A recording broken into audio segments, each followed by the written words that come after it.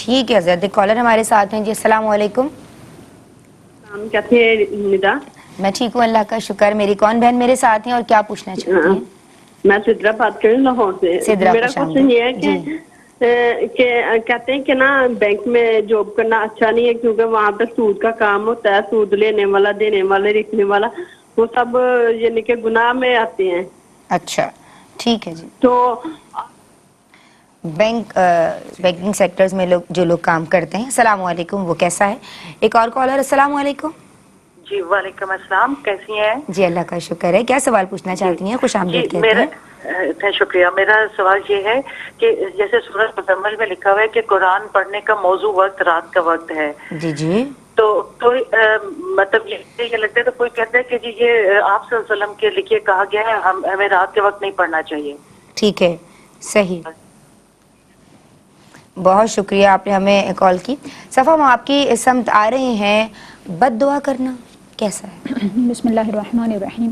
لیکن چند استثنائی صورتوں کے علاوہ عمومی حکم یہی ہے کہ کسی شخص کے لیے بد دعا کرنا اپنے لیے، اپنے اہل کے لیے، احباب کے لیے، ان کے جان و مال کے حوالے سے بد دعا کرنا شرعاً درست نہیں ہوتا. بد دعا کہتے کسے ہیں؟ پہلے میرے ناظرین کو یہ کسی کے لیے سمجھائیے. بری دعا کرنا آخرت کے حوالے سے یا دنیاوی حوالے سے مال ہلاک ہو جائے یا کسی طرح سے جانی اعتبار سے نقصان پہنچے، یہ بد دعا کہلاتی ہے. یہ اخروی اعتبار سے بھی کی جا سکتی ہے اور دنیاوی اعتبار سے بھی کوئی شخص کسی کو بد دعا دے سکتا ہے. تو یہ شرعاً حکم یہ ہے کہ چند استثنائی صورتوں کے علاوہ بد دعا کرنا شرعاً درست نہیں ہوتا ہے.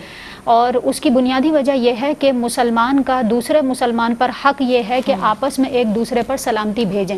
ہماری تو گفتگو کا آغاز ہی سلامتی کے ساتھ ہے. کتنی پیاری بات. ہمیں شرعی حکم یہی ہے کہ مسلمان کا حق یہ ہے کہ اس کے لیے سلامتی کی دعا کی جائے، اس کے لیے خیر خواہی طلب کی جائے. اس کے ساتھ ساتھ یہ کہ نبی کریم صلی اللہ علیہ وآلہ وسلم کی سنت کی مخالفت بھی ہوتی ہے.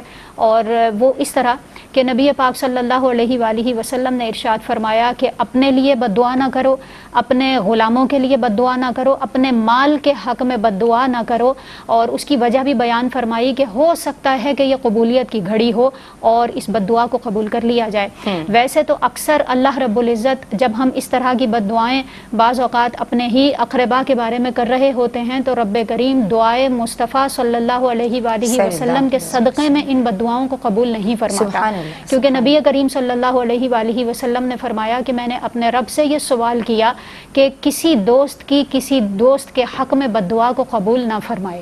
یعنی آپس میں جو ایک دوسرے سے محبت کرنے والے ہیں، اقربا ہیں، ان کی بد دعاؤں کو آپس میں ایک دوسرے کے لیے قبول نہیں کیا جاتا. لیکن اگر یہ قبولیت کی گھڑی ہو اور اللہ رب العزت قبول فرما لے تو ظاہر ہے کہ جب ہمارے ہی اقربا ہماری ہی بد دعاؤں کی وجہ سے مصیبت میں مبتلا ہوں گے تو ہمیں اس پر ندامت بھی محسوس ہوگی. اور بعض صورتیں تو ایسی بیان کی گئی ہیں کہ اگر والدین اپنی اولاد کے حق میں بد دعا کرتے ہیں تو یہ چیز فقر لاتی ہے، یعنی فقر میں مبتلا کرتی ہے.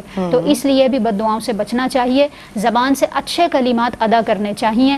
اور اس کے ساتھ ساتھ یہ بھی عرض کروں گی کہ سامنے والے کو بھی یہ چاہیے کہ ایسے امور میں مبتلا نہ ہو کہ کسی کو مثال کے طور پر دل آزاری کرنا اور جو ہے دوسروں پر رحم نہ کرنا اور ظلم و ستم کی جب کیفیت پیدا ہوتی ہے اور سامنے والا جو مظلوم ہو یا یتیم ہو اور اس کے ساتھ زیادتی ہوتی ہے اور اس کے منہ سے برملا بد دعا نکل آتی ہے تو وہ اس صورت میں گناہ گار نہیں ہوگا. لہٰذا مظلوم کی بد دعا سے بچنا چاہیے.